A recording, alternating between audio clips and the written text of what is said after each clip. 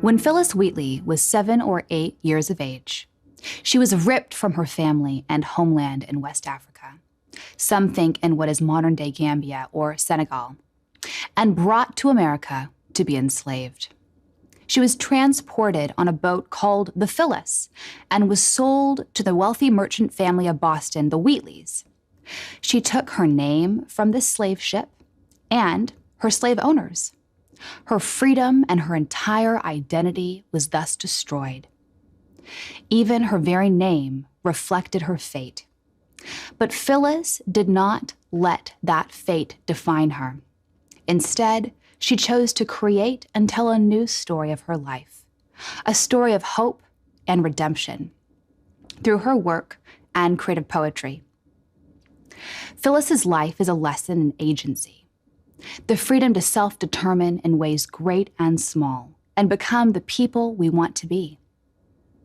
This is a unique part of what it means to be human.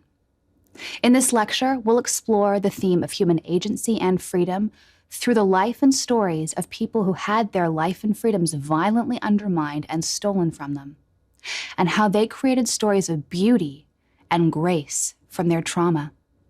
We'll discover how they each used storytelling to transform their struggles into strength, and we might discover how we can do that too. Phyllis Wheatley, the first African-American to be a published author, teaches us this lesson in her creative work, and specifically her magnificent poem, Being Brought from Africa to America. We'll put Wheatley's beautiful work in dialogue with Hannah Arendt, whom we met in our first lecture. Both of them reveal to us the power of storytelling to transform tragedy into triumph, and how we can choose to do so as well. Phyllis's life story is extraordinary. As she was torn from her homeland and family and brought to this foreign new world, she was sold to Boston's Wheatley family. They immediately noticed her intelligence and curiosity and decided to nurture them. Her education was spearheaded by the Wheatley children. She was exceptionally gifted with language, fluent in Greek and Latin by the age of 12, and mastered English very soon after her arrival in Boston. She was also intimately familiar with and passionate about the great conversation, and was particularly nourished by great poets such as Homer, Horace, Virgil, Milton, and Pope. The Wheatleys gave Phyllis opportunities to cultivate her gifts. This is noteworthy, as this was a time when racist ideas prevailed and when people wrongly believed that dark-skinned people did not have the same cognitive abilities as light-skinned people. Indeed, Phyllis's education was remarkable for a woman of any race or class. She mastered English in less than a year and then learned Greek and Latin and classic literature all in the original language. She tried her hand at poetry, which she excelled at. Her work was so beautiful that her owner, John Wheatley, along with several of the most powerful men in Massachusetts, including the governor, John Hancock, one of the signees of the Declaration of Independence, and many others, wrote to a book publisher on her behalf, testifying that her work was her own and imploring them to publish her book of poems. There is a duality to the fact that we know and can learn from and be nourished by Phyllis's work today. On one hand, that these powerful white men advocated for the creative success of a young Black woman and slave is extraordinary and rather unique, and displays just how exquisitely talented she was. Their efforts to support her and see her published is praiseworthy. On the other hand, how many talented people from marginalized communities were overlooked because they didn't have the good fortune of being discovered as Phyllis was? In our lecture on suffering, we explored that much of human life rests at the intersection of luck and desert. It's somber to reflect just how much human potential, how many creative contributions are lost to history because of prevailing prejudice and bigotry, and because those artists weren't fortunate to have powerful champions as Phyllis was. Now, back to Phyllis's story. In October 1775, during the American Revolutionary War, Phyllis wrote a letter to George Washington encouraging his efforts for the American cause and commending the loyalty he inspired, as well as his well-known character and virtue. She also sent Washington a poem that she had written for him. The poem lauds the American Revolutionary cause and praises Washington in particular, especially in these passages. Thee, first in place and honors, we demand the grace and glory of thy martial band, famed for thy valor, for thy virtues more. Hear every tongue thy guardian aid implore. Proceed, great chief, with virtue on thy side. Thy every action let the goddess guide, a crown, a mansion, and a throne that shine, with gold unfading, Washington, be thine. Washington responded in February 1776, praising her poem and thanking her for her gracious words. He declined her request to publish her work only because, eternally modest, he thought himself undeserving of, quote, such encomium and panegyric, end quote.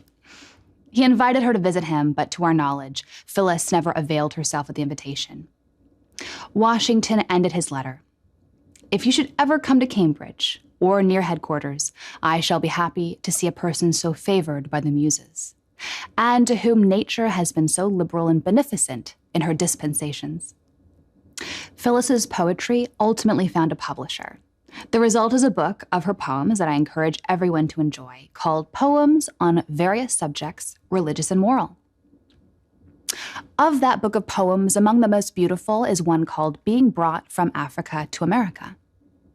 It's worth reading in its entirety, as it reflects how she used the power of personal narrative to reframe an atrocious injustice in her life, being taken from her family and sold into slavery, into a story that she owned into strength.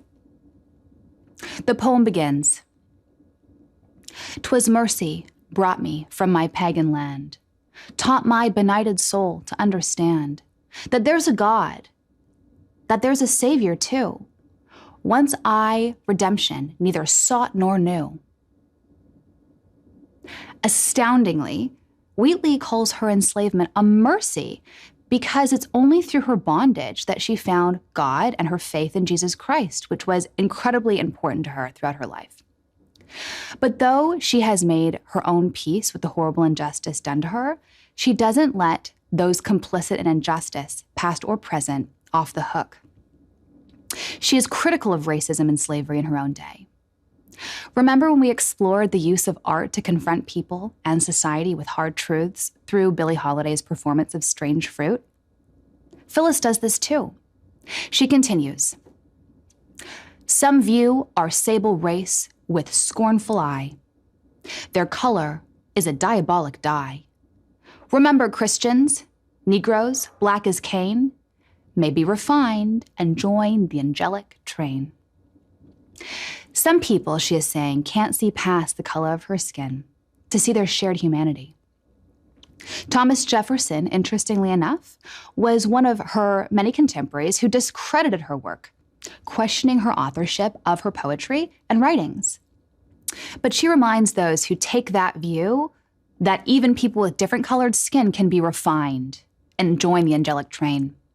It's powerful to see how she used storytelling to create a narrative of her life that empowered her and allowed her to criticize an unjust system from a position where people who were part of that unjust system might actually listen.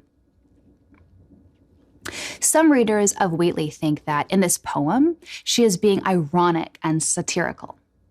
If one didn't know the rest of her biography, for example, the fact that she was an incredibly devout Christian and wrote many poems praising George Whitefield and, in particular, America's Great Awakening more generally, this might be a reasonable view. But in light of this background, I would argue that her work, and this poem in particular, is an example of her creating a narrative that offers a coherent sense of self. It's self-construction. I think she's being completely candid and earnest here, both in her positive spin on the consequences of her enslavement, as well as her pointed criticisms of her enslavers, who are too quick to dismiss the humanity of African Americans. In a recent exchange with my friend and mentor, Dana Gioia, one of the most esteemed poets and literary critics in America today, and former poet laureate of California, he agreed with my interpretation that Phyllis is being sincere here. He quipped that Wheatley spent her energy on being clear, not creating layers of ambiguity for postmodern critics to plumb. Phyllis Wheatley created beauty out of tragedy. Though she has been overlooked by many attempts to define the canon of great authors, she deserves to be read. Her work is ennobling and offers us insight into the human experience, into the greatness and misery of the human condition. In my opinion, that is what the Great Conversation and the humanistic project of education in general is all about. After her book of poetry was published, making her the first published African-American writer, and when Phyllis was 20 years old, the Wheatleys emancipated her. She died a tragically early death at the age of 31 on December 5th, 1784. Phyllis's story and her example of using storytelling for self-creation are models for us today and due for a revival. Like Phyllis Wheatley, Hannah Arendt shows us the relationship between storytelling, tragedy, and genius. Both Wheatley's and Arendt's personal stories and the stories they created through their written work are potent examples of the power of storytelling to help us foster our human agency, even in the face of unjust circumstances beyond our control. And if they could do this in the face of persecution, dehumanization, and injustice that they faced, maybe we can do it in our own lives too. Wheatley and Arendt were both minorities. Wheatley was African-American, Arendt was Jewish. They were both forced from their homes and loved ones because of their ethnic identity. They endured profound suffering and discrimination. They also each chose to harness the power of storytelling to transform their trauma into triumph. They found a way to create beautiful, ingenious work from the deep suffering and tragedy they endured. Wheatley used poetic narrative to tell a story that redeemed her life in slavery. She found hope and joy despite the injustices she endured and yearned to share that story with the world through her artistic work. For Arendt, it was reporting on the evils of Hitler's Third Reich, the malevolence and loss that she experienced and witnessed for herself. They also both enjoyed an education in the classics and had a lifelong passion for the study of ancient Greek and Roman language, literature, ideas, and culture. Arendt had a particular affinity for St. Augustine. She earned her doctorate studying St. Augustine and love. They both lived during times of profound division and bigotry. Wheatley was enslaved in an era in which it was morally acceptable to own another human being. Arendt lived in Germany during a rising tide of anti-Semitism. World War I had ended in 1919 with the Treaty of Versailles, which required Germany to pay the equivalent of $33 billion, an impossibly high sum, in reparations to other countries. Germany also lost 10% of its land and was barred from having an army larger than 100,000 troops and was subject to many other punitive measures. The result was low morale and deep bitterness among the German people, as well as widespread economic instability and inflation. Almost immediately after the Treaty of Versailles had been signed, a conspiracy theory began to gain popularity. The Jewish people were responsible for negotiating the treaty's unfavorable terms, all in an attempt to undermine and control Germany and its people. Enter Adolf Hitler, one of many people who capitalized on this wave of anti-Semitism. His Bierhol Putsch, a failed coup d'etat led by his Nazi party, took place in 1923, just 4 years after the signing of the Treaty of Versailles. Hitler wrote and published his virulently anti-Semitic Mein Kampf in 1925 while in prison for the coup. Hitler came to power in 1933, and Arendt was arrested and imprisoned as part of his anti-Semitic campaign. She was eventually released, however, and fled to Switzerland and then France, where she remained until the Nazi invasion in 1940. Arendt managed to escape the Nazis once again and obtained refugee status in America in 1941. She spent the remainder of her life based in New York, reflecting on the nature of totalitarian rule, which she had spent nearly a decade of her life evading. We explored Arendt's work on the human condition, but her most famous work may be The Origins of Totalitarianism. Stories are central to totalitarianism, Arendt warns. For the most part, in this course, we've explored primarily positive uses of story to help us build character or help us survive adversity.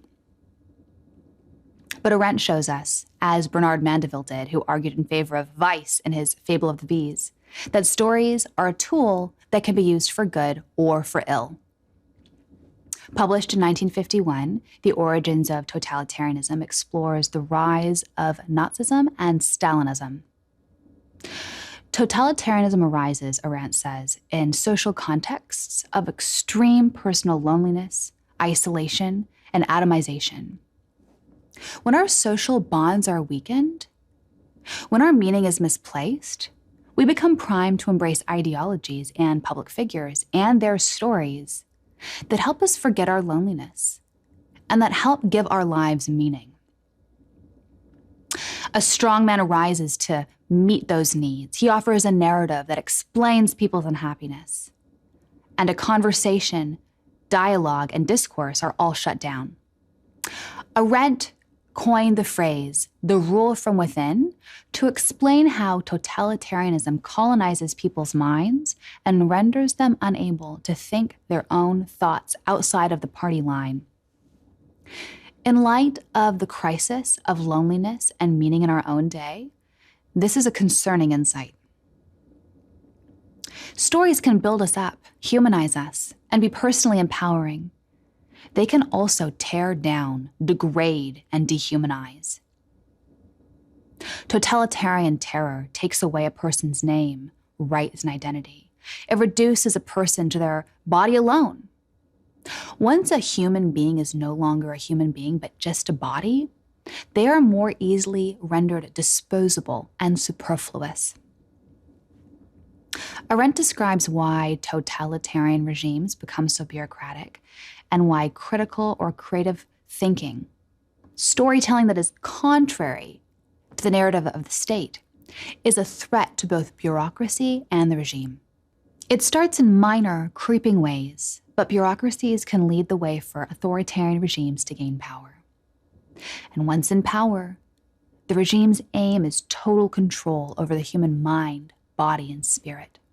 Arendt writes, intellectual, spiritual, and artistic initiative is as dangerous to totalitarianism as the gangster initiative of the mob.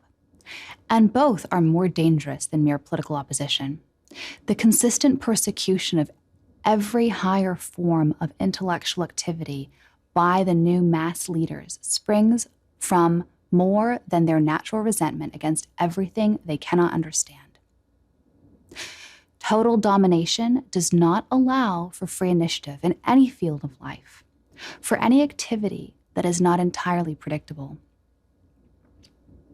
Totalitarianism in power invariably replaces all first-rate talents, regardless of their sympathies, with those crackpots and fools whose lack of intelligence and creativity is still the best guarantee of their loyalty.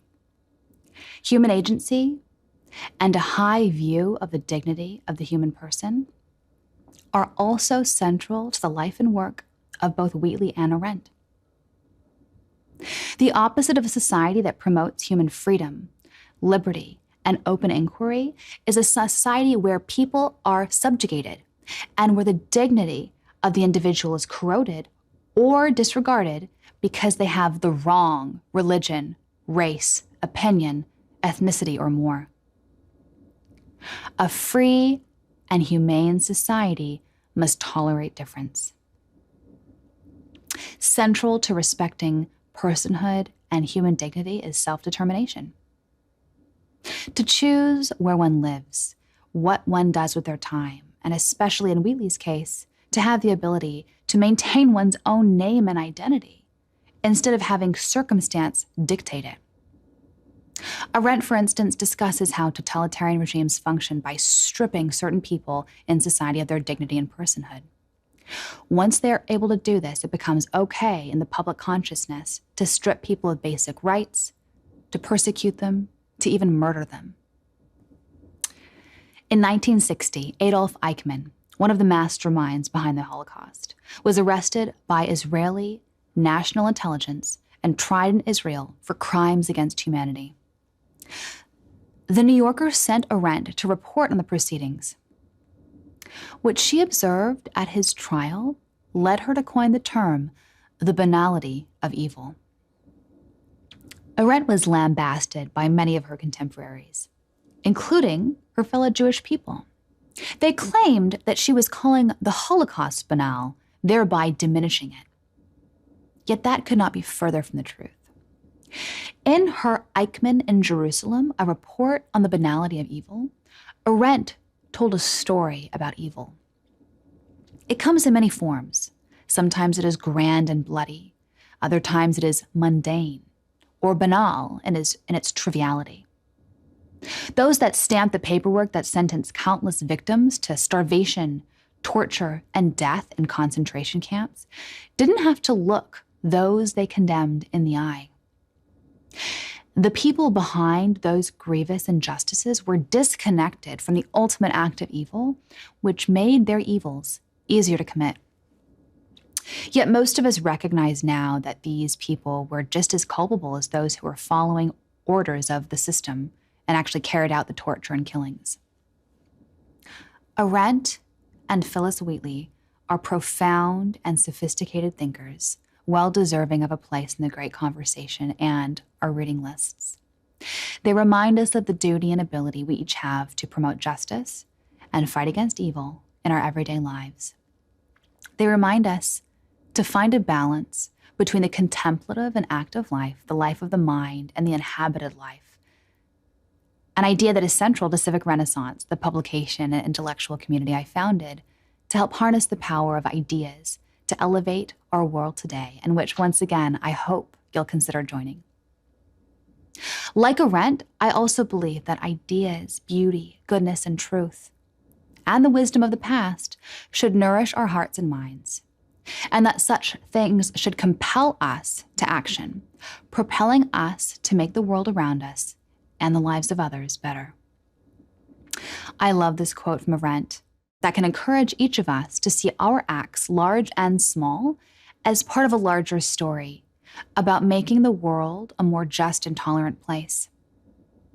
Arendt writes, "Every deed and every new beginning falls into an already existing web, where it nevertheless somehow starts a new process that will affect many others, even beyond those with whom the agent comes into direct contact.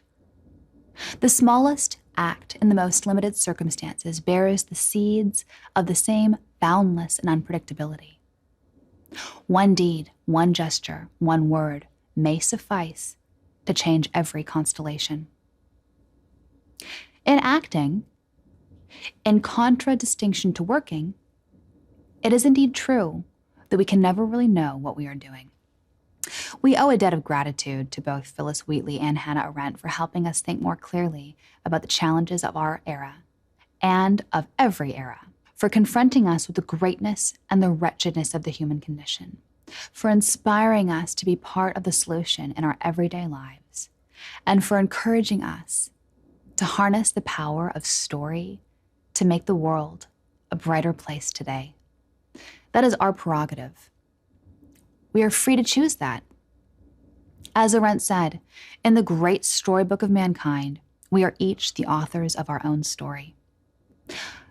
Viktor Frankl, the Jewish Austrian philosopher and psychiatrist who suffered under the barbarism of the Third Reich, is yet another example of someone who chose to harness the radical power of storytelling to reclaim his life and freedom. Frankl was deported for being Jewish after he'd only been married for 9 months and ultimately was sent to Auschwitz. His entire family was wiped out. He describes his experience in his book, Man's Search for Meaning. He explains that Though the guards who treated him and others so brutally and inhumanely could take away their physical freedoms through torture, imprisonment, starvation, they could not take away their mental or psychological freedom. Frankl wrote, "Everything can be taken from a man but one thing, the last of the human freedoms, to choose one's attitude in any given set of circumstances, to choose one's own way." In Man's Search for Meaning, Frankl tells a story of a man who was absolutely certain that liberation would come and the war would end on a specific date. As the date drew near, the man began to lose hope that his prophecy would come true. On the day before the alleged liberation date, he fell very ill, and by the date itself, he had died. In a way, Frankl notes, the man fulfilled his own prophecy. The more he lost hope that there was an end in sight to his suffering, the more quickly he deteriorated physically and psychologically. Frankl noticed a pattern among his fellow prisoners.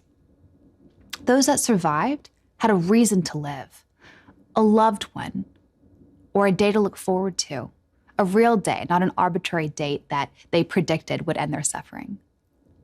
Those who died the quickest had lost all hope and given up all meaning. Frankl said that a person with a strong why can endure anyhow. We cannot control suffering in life, but only how we respond to it. He wrote that when we are no longer able to change a situation, we are challenged to change ourselves. We need freedom to become fully human, to create art, stories, and to engage with the great conversation ourselves. We each have the chance to create beauty in the world around us, healing ourselves and others. In our second lecture on origin stories, we explored many narratives of how the world came to be. I find the idea of a God who created the world beautiful and on purpose, and who created humanity in turn to be creative, to be deeply ennobling to the human creative spirit. Whatever you believe about the origins of life, you can still see human beings as little creators and can make the world a better, more beautiful place wherever we go, starting with our own stories. When people tell stories to affirm their humanity and express their freedom, they affirm their own dignity and that of others.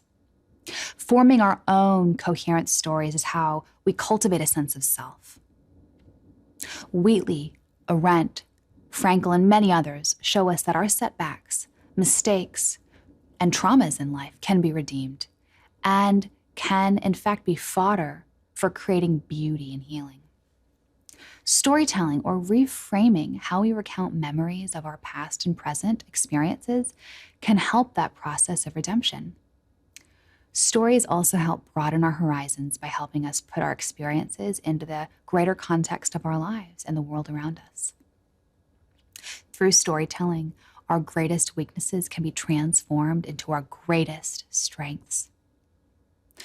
Jean-Paul Sartre once wrote that humans are condemned to be free. Humans are uniquely self-aware. We're conscious of our own mortality. Our freedom means that we have the possibility and responsibility of deciding who we want to be, what logic, ethic, moral code we want to live up to. Each moment of our lives, there is a duality to freedom, as there is to storytelling too. Stories, like freedom, can be used to unite or divide, to harm or to elevate, to dignify or degrade, to humanize or depersonalize.